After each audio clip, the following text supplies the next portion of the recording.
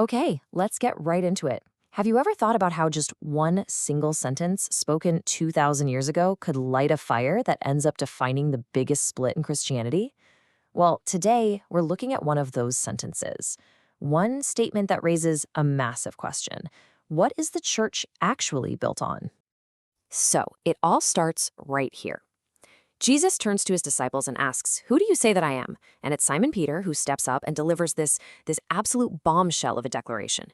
He doesn't just say Jesus is a good teacher or a prophet. No, he says he is the Christ, the Son of the living God. This is a huge moment. You would think this would be a moment of pure unity, right? A powerful, crystal clear confession. So why on earth did this become one of the most debated, most fought over passages in the entire Bible? Well, the answer isn't in what Peter said. It's in what Jesus said right back to him. I mean, just think about it. Peter, a fisherman, comes out with this incredibly profound theological truth. It's a moment of perfect clarity, and it gets an equally incredible response. And there it is, the sentence that changed, well, pretty much everything. You are Peter, and upon this rock I will build my church. Now, on the surface, it sounds like a pretty clear endorsement of Peter, doesn't it? But those two little words, Peter and rock, they created a fork in the road that has shaped centuries of history. So is the rock the man himself, Peter? Or is it the truth he just spoke?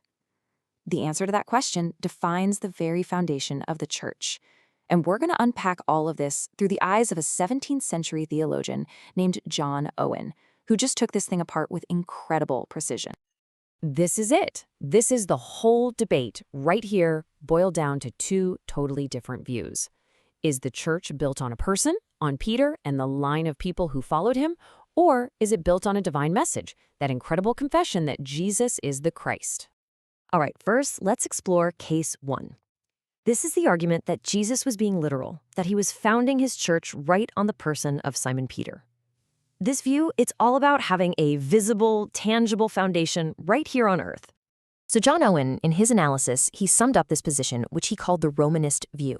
And the logic goes something like this. For the church to survive for centuries through all the chaos and turmoil, it needs a clear, unbroken line of human leadership. Peter was given that authority, right? The keys to the kingdom. But that authority couldn't just vanish when he died. It had to be passed on. This is where you get the idea of apostolic succession, where the Pope, as a successor in Rome, becomes the visible head of the church, a real, tangible anchor for believers. So from this perspective, acknowledging that authority is absolutely fundamental. Okay, now let's flip the coin. Let's look at Owen's systematic takedown of that idea. He didn't just disagree. He built a case, piece by piece, that the true foundation had to be someone else entirely. And he did this with a super structured 4-part refutation. He starts with a little clue hidden in the original language. Then he moves to a big logical problem with a mortal foundation. Then he points out a theological contradiction in the Bible. And he finishes with a really powerful look at Peter's own life. So Owen's first point is it's a brilliant bit of detective work. In the original Greek, Jesus doesn't actually use the same word twice. He says, you are Petros, which means a piece of rock, a stone. But then he says, and on this Petra, which is a totally different word that means a massive, unmovable bedrock. Owen argued that this deliberate word change shows Jesus was making a clear distinction between Peter the man, a stone, and the massive truth he had just confessed, the rock. His second objection is just pure logic. A foundation, by its very nature, has to be permanent. Owen basically asks, if the church is built on the person of Peter, what happens when Peter dies? And then what happens when his successor dies? And the next one? A foundation built on a series of mortal, fallible men is, by definition, unstable. A building like the church needs something permanent to rest on. And Owen put it like this, referencing another part of the New Testament. He says that for the church to ever be truly perfected, its foundation has to be someone who lives forever. It's simple, right?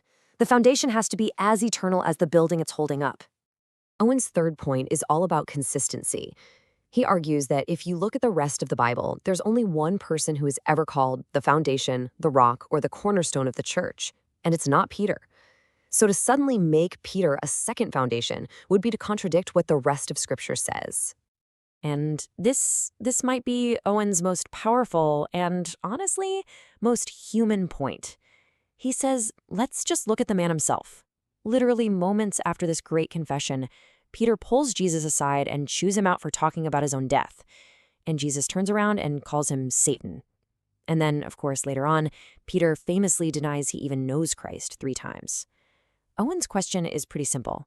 Can this passionate but flawed, unstable man, can he really be the unshakable foundation of the entire church? And this brings us right to the climax of Owen's entire argument.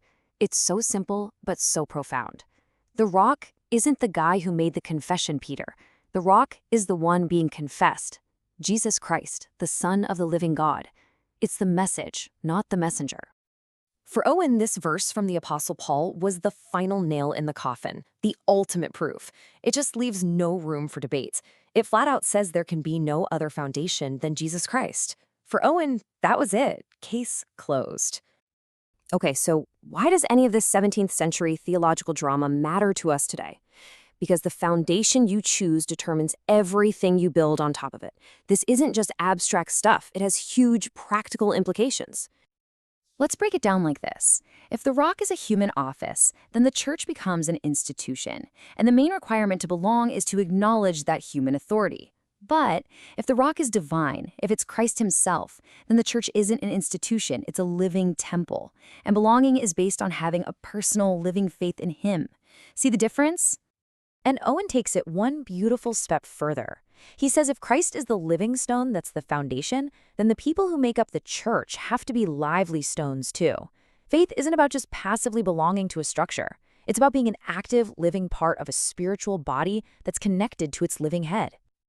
So, after going on this whole journey through this really complex historical and theological argument, what's the big idea?